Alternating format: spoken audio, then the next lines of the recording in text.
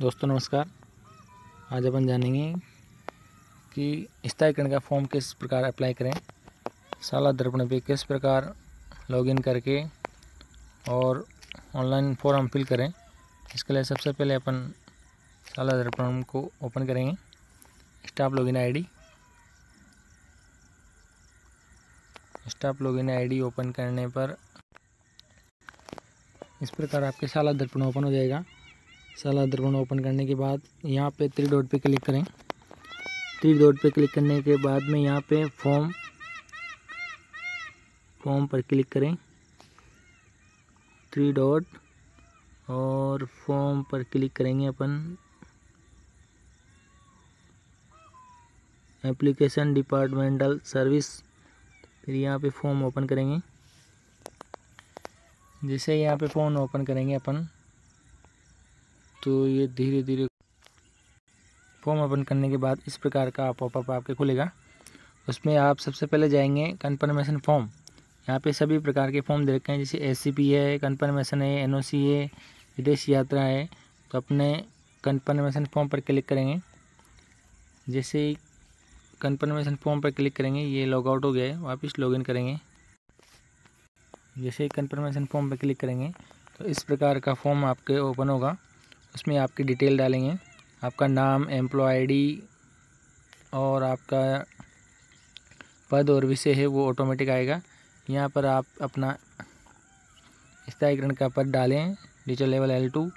यहाँ पे आपके विषय आ जाएगी, जो भी आपके विषय है, इंग्लिश, हिंदी, संस्कृत। यहाँ पे आप जैसे सेलेक्ट करेंगे आपका नियुक्ति अधिकारी, तो आपका नियुक्ति अधिकारी विकास अधिकारी होगा। तो विकास अधिकारी का पर यहाँ पे क्लिक करके और यहाँ पे आपका ज़िला सेलेक्ट करेंगे। जैसे ज़िला सेलेक्ट करोगे आप, फिर यहाँ पे ब्लॉक सेलेक्ट करना पड़ेगा। ब्लॉक सेलेक्ट करने के बाद यहाँ पर ये ऑर्डर नंबर और ये ईयर आपके प्रपत्र 10 से ऑटोमेटिक आया है।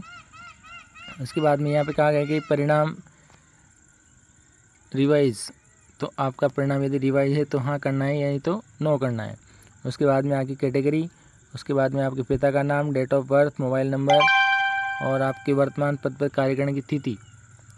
तो वर्तमान पद पर आपके कार्यकरण की तिथि यहाँ पे। उसके बाद में यहाँ पे आपके स्थायीकरण की डेट, जिस तारीख को आपका ज्वाइनिंग है उसी तारीख को आपका स्थायी वर्तमान में पद पर कार्यकरण, जिस दिन कार्यकरण किया है उसी दिन आपका स्थायीकरण होगा। तो यहाँ पर इनकी डेट नहीं आई अभी, तो ये 9 तारीख की डेट फिल करनी पड़ेगी यहाँ पे। उसके बाद में आगे बढ़ेंगे अपन। तो यहाँ पे यदि कार्मिक मॉडल स्कूल का है तो अपने पूर्व विद्यालय का NIC कोड भरे, अन्यथा लागू नहीं है। कोई भी जो व्यक्ति है यदि डेपुटेशन पे चल रहा है तो उसका NIC कोड भरना है आपके पूर्व विद्यालय का। उसके बाद में यहाँ पे आपके रिजल्ट भर देना है 23-24 और 24-25। यहाँ पे आपके कक्षा प्राइमरी के हैं तो 5 और मिडिल के हैं तो क्लास 8 का आपकी विषय आ जाएगी और उसका आपको यहाँ पे रिजल्ट फिल करना है। टोटल बच्चे फिल कर देंगे और उसके बाद में कितने पास हुए वो फिल करके यहाँ पे सेव कर देंगे। और दोनों साल का फिल करना है 23-24 और फिर 24-25 का फिल करके यहाँ पे सेव करेंगे, दोनों साल का सेव हो जाएगा। उसके बाद में आगे बढ़ेंगे। आपका स्कूल यहाँ पे ऑटोमेटिक आपके प्रपत्र 10 से शो हो जाएगा।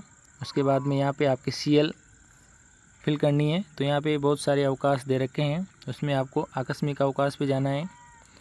जैसे ही आप आकस्मिक अवकाश पे जाएंगे यहाँ पे प्रथम वर्ष और द्वितीय वर्ष दोनों वर्ष की भरनी है। तो जिस वर्ष की भर रहे हो आप उस पर क्लिक कर दें। पहले प्रथम वर्ष की भरने को आएगी।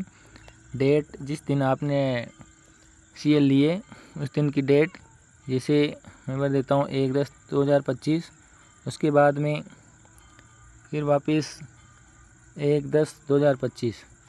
तो ये जैसे मैंने डेट भरी है वैसे यहाँ पे कुल दिवस आ गए हैं, एक दिन। और यहाँ पे आप सेव करेंगे तो ये सेव हो जाएगी और आगे फिर वापस यही प्रोसेस करनी पड़ेगी। आप आकस्मिक अवकाश पे जाना है और यहाँ पे प्रथम वर्ष और फिर जैसे आप द्वितीय वर्ष की भरोगे तो यहाँ पे द्वितीय वर्ष पे क्लिक करके और आप यहाँ पे सेव करते जाएंगे। जैसे ही आपकी सारी डिटेल कंप्लीट हो जाएगी फिर यहाँ पे सेव पर क्लिक करने के बाद फाइनल सबमिट। जैसे आप फाइनल सबमिट पे क्लिक करोगे फाइनल सबमिट क्लिक करने के बाद में ये आप देख सकते हो, जैसे यहाँ पे क्लिक करोगे, यहाँ पे क्लिक करने के बाद में आपके OTP वेरीफाई का ऑप्शन आएगा। OTP वेरीफाई क्लिक करेंगे, OTP आएगी, उसको डालेंगे और वो वेरीफाई करने के बाद आपका ये फॉर्म फिल हो जाएगा। इसके बाद में आपको ऑफलाइन फॉर्म भरना है। यदि किसी शिक्षक साथी का महात्मा गांधी में डेपुटेशन है तो उसको भी डरने की ज़रूरत नहीं है। उसको फॉर्म फिल करने के बाद पहला फॉर्म आपके वर्तमान PO हैं, वहाँ से आपको वेरीफाई करवा के, और वो PDF है ना, 2 MB की PDF बनेगी, उसको वहाँ पे ऑनलाइन शाला दर्पण से फिल करवाना है और वो फिल हो करके आपका फॉर्म जाएगा वर्तमान DO के पास।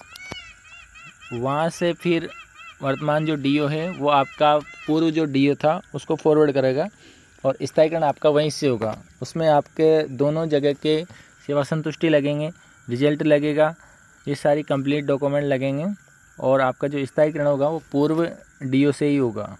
तो ये सारी चीज़ें कंप्लीट कर लें आप और ऑनलाइन फॉर्म फिल करके कंप्लीट रखें। Thank you. इस प्रकार की जानकारी के लिए हमारे चैनल को सब्सक्राइब करें, सेव करें, शेयर करें। Thank you.